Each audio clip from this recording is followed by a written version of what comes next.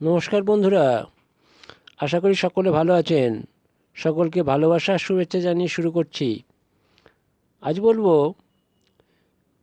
ওষুধকে বাদ দিয়ে কিভাবে ভালো থাকতে হয়। চলুন শুরু করি। ওষুধকে বাদ দিন, অনেক তো ওষুধ হলো, এবার ওষুধকে বাদ দিয়ে হাসতে শিখুন। হাসলে অনেক রোগ সেরে যাবে।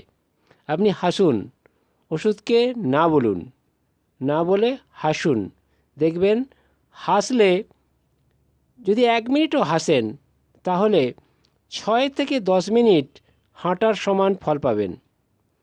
অতএব হাসুন। হাসলে আর কি হয় না, হাসলে স্ট্রেস হরমোন কমে যায়।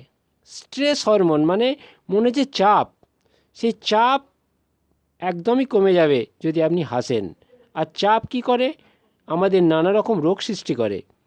তাই হাসুন, আর চাপকে বলুন বিদায়, স্ট্রেসকে জানান বিদায়।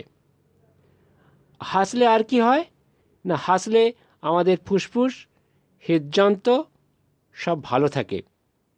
ফুসফুস আর হৃদযন্ত্র জানেন তো, খুব সুন্দর দুটি অঙ্গ, দুটি শরীরের খুব ভালো অঙ্গ, যা শরীরকে সুস্থ রাখতে সাহায্য করে।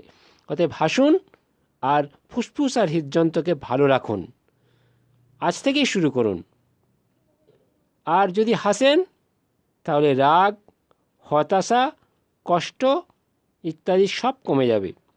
হাসলে রাগ হতাশা কমে গিয়ে, কষ্ট কমে গিয়ে মন ভালো থাকবে।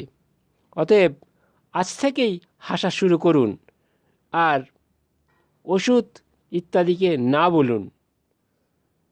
বন্ধুরা, আপনারা সকলে ভালো থাকুন, সুস্থ থাকুন। ধন্যবাদ।